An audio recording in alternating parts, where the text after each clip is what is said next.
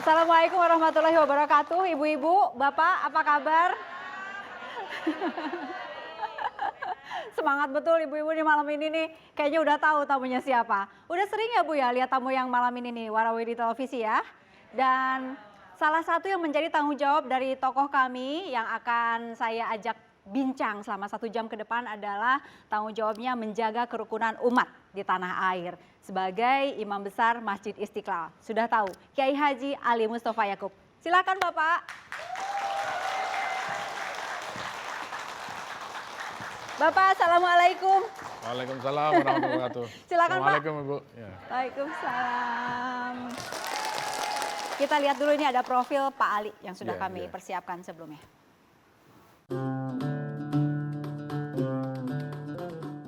Wajahnya tentu tak asing lagi bagi masyarakat muslim di tanah air. Tidak hanya dikagumi oleh kaum muslim Indonesia, sosoknya pun dikagumi oleh ustadz-ustadz besar lainnya di dunia. Ya, ia adalah Kiai Haji Ali Mustafa Yakub, seorang imam besar Masjid Istiqlal keempat. Lahir di Batang, Jawa Tengah 2 Maret 1952, Ali Mustafa Yakub mengenyam pendidikan SD hingga SMP di desa kelahirannya tersebut. Lulus SMP, Ali Mustafa kecil mulai nyantri di Pondok Seblak Jombang, Jawa Timur tahun 1966 dan melanjutkan nyantri di Pondok Pesantren Tebu Ireng, Jombang, Jawa Timur. Ajaran agama yang kuat membawa Ali Mustafa Yakub terus mendalami Islam hingga kemudian kuliah di Universitas Hasyim Asy'ari Jombang. Tak berhenti sampai di situ. Ia juga melanjutkan sekolah lagi di Universitas Islam Imam Muhammad bin Saud di Riyadh, Arab Saudi untuk S1. Anak kelima dari 8 bersaudara, pasangan almarhum Yakub dan almarhumah Siti Habibah ini juga memperoleh gelar master di bidang tafsir hadis dari Universitas King Saud, Arab Saudi tahun 1985. Meraih gelar doktor di bidang hukum Islam dari Universitas Nizamiyah, Hyderabad, India. Di tengah-tengah kesibukannya, Kiai Haji Ali Mustafa Yakub telah banyak menulis buku dan yang terbanyak tulisannya adalah di bidang ilmu hadis sesuai dengan keahliannya. Bapak ini kan kalau ada masalah di publik, Bapak dipanggil untuk menenangkan begitu ya Pak ya. Nah ini di 1 jam lebih dekat juga ada beberapa artikel yang kita ingin konfirmasi ke Pak Kiai ya. Silakan. Nah ini saya bacakan ya Pak, Kiai Haji Ali Mustafa Yakub _2. Islam itu agama, Nusantara itu budaya. Ini Bapak sedang mengomentari yang Islam Nusantara itu mungkin ya? Iya, betul. Jadi bisa Bapak paparkan lagi di sini? Ya, kalau yang dimaksud dengan Islam Nusantara itu adalah Muslim Nusantara gitu ya. Yaitu Islam yang diwarnai oleh budaya Nusantara, itu oke menurut saya itu.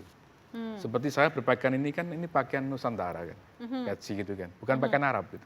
Di Arab nggak peci ya Pak ya? Ya gitu kan. Tapi kalau yang dimaksud dengan Islam Nusantara itu adalah Islam yang bersumber dari ajaran-ajaran Nusantara. Ajaran Nusantara itu apa? Kan klinik gitu kan, Nyi Roro Kidul, Nyi Blorong gitu kan. Nah itu saya orang pertama paling menolak itu. Tapi kalau Islam Nusantara itu maksudnya adalah Islam yang diwarnai dengan corak budaya Nusantara, saya orang pertama yang mendukung. Gitu loh.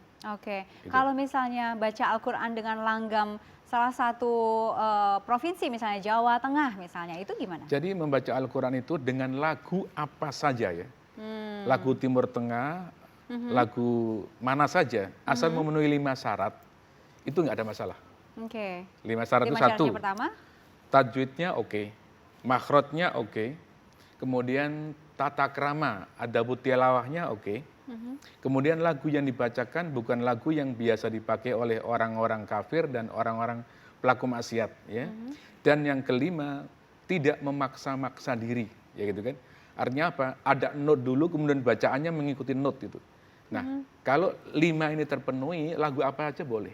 Tidak memaksa-maksakan terutama itu ya Pak ya? Ya, jadi tidak ada istilahnya itu takalluf atau tasannu' bahasa Arabnya itu. Ada note dulu, kemudian kita mengikuti note itu.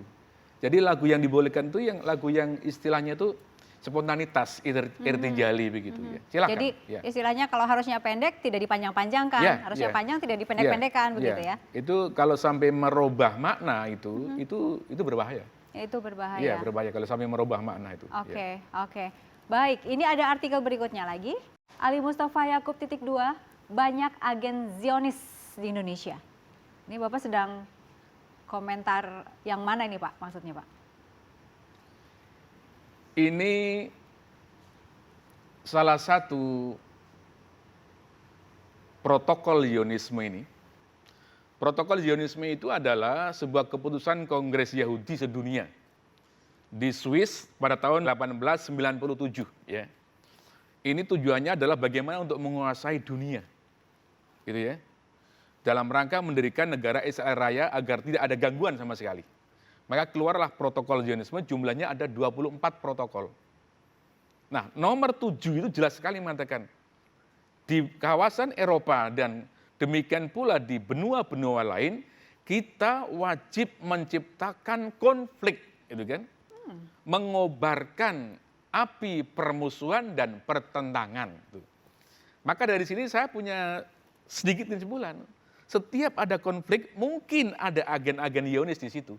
Mungkin ya Pak? Ya, mungkin bisa gitu ya, kan. bisa enggak berarti? Lah, tapi kan dibuktikan sulit, gitu kan. Tapi kemungkinan sekali karena itu sudah tertulis dalam protokol Zionisme nomor 7 bahwa ada antar umat diadu, antar umat beragama diadu, antar sesama umat diadu, maunya bertengkar terus, ya. Sesama umat maunya bertengkar terus. Ya satu kan nggak mau. Ini mesti ada pemainnya di situ gitu. Jadi umat dijadikan sebagai jangkrik saja itu, diadu terus itu. Islam kan saya sampaikan di mana-mana mengajarkan apa yang disebut dengan prinsip lakum dinukum waliyadin. Bagi kamu non muslim agama kamu dan bagi kami orang Islam agama kami. Apa sih itu artinya? Orang non muslim punya hak untuk menjalankan ajaran agamanya di tempat-tempat mereka. Orang Islam tidak boleh mengganggu mereka. Sebaliknya, orang Islam di tempat-tempat umat Islam juga punya hak untuk menjalankan ajaran agamanya. Orang non-Muslim tidak boleh mengganggu umat Islam. Ya. Itu yang saya sampaikan di mana-mana, termasuk di Istiqlal. Ketika Istiqlal sedang sholat duhur, gitu kan, kita akan mendengar lonceng berbunyi dengan keras, ya kan? Padahal sedang sholat khusyuk, ya siang hari, gitu kan? Bagaimana? Ya silakan mereka membunyikan lonceng. Kita sholat saja. Gitu. Toh ketika mereka sedang kebaktian, mereka juga dengar adzan gitu loh kan. Mau apa kita? Inilah resiko kita hidup dalam kemajemukan, saya bilang gitu. Nah kalau kita tidak ingin seperti itu, ya boleh, tapi jangan hidup dalam kemajemukan, jangan hidup dalam kota, jangan hidup dalam kampung, di mana hidup di hutan saja gitu loh. Pindah ke sana begitu kan? Ya, pindah ke sana. Baik. Terakhir saya menerima, imam besar maksudnya ya, menerima Menteri Luar Negeri Vatikan. Dia mengatakan bahwa Istiqlal ini sudah menjadi icon of tolerance in Indonesia, menjadi simbol toleransi, gitu kan. Ini kan sebuah pengakuan dari umat lain ya. Nah ini perlu kita pelihara sekali itu. Ya, sampai Istiqlal itu, Imam Istiqlal itu sebenarnya tugasnya apa sih? Kalau dalam SK Menteri Agama tugasnya itu menjaga ya agar ibadah di Masjid Istiqlal itu sesuai dengan syariat Islam. Yang kedua memberikan konsultasi agama. Katakanlah fatwa kepada orang yang bertanya masalah agama. Ini tertulisnya begitu, tapi yang tidak tertulis itu menerima tamu-tamu, kepala negara, raja-raja dan sebagainya. Itu yang tidak tertulis itu kan.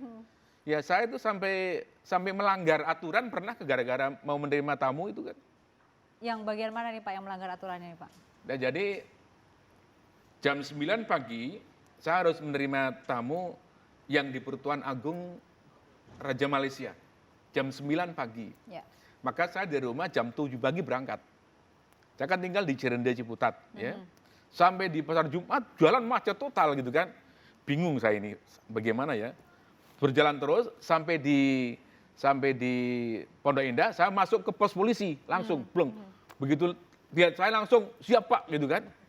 Nah, saya bilang Pak polisi, saya ini dapat tugas jam 9 harus menerima tamu negara gitu kan. Jalan macet. bisa nggak mengawal saya biar cepat sampai di sana gitu kan. Waduh Pak Kiai, ini saya harus tunggu kantor ini, tunggu pos ini, nggak ada orang lain. Akhirnya saya tetap berjalan ya. Nah sampai di Sudirman, ya di Sudirman itu kan, ada busway kan. Saya putuskan ini kalau nggak masuk busway, saya terlambat. Kalau terlambat, negara akan malu gitu kan. Ya kan? Akhirnya apa? Saya masuk busway gitu kan. Sebenarnya. Saya bilang, nanti kalau ditangkap polisi, kebenaran saya mau bilang minta dikawal gitu sekalian gitu kan. Iya. Sampai ditangkap polisi nggak Pak? Akhirnya nggak ada yang nangkep gitu Nggak loh. ada. Tapi jangan ditiru ya Pak ya. Kan ini Bapak masuk ke Ya, situ karena untuk menerima ini tamu karena sudah negara. masalah darurat gitu kan. Iya. Itu. Makanya waktu mau menerima Obama itu apa? Itu saya bermalam di Istiqlal loh malamnya itu kan. Karena Demi supaya nggak jam terlambat. 8 pagi soalnya itu kan. Oke. Nah itu akhirnya alhamdulillah sampai di Istiqlal itu jam 9 kurang seperempat itu kan. Kurang 15, pas-pasan itu ya. Oke, untuk ambil nafas dan kemudian siap-siap begitu. Di New York pakai 2 bahasa. Kalau yang di Manhattan 2 bahasa, bahasa Arab dan bahasa Inggris. Kami juga pernah khotbah di Masjid Al-Hikmah di New York tahun 2008. Itu karena Masjid Al-Hikmah itu dikelola oleh orang Indonesia, maka khotbahnya pakai 3 bahasa.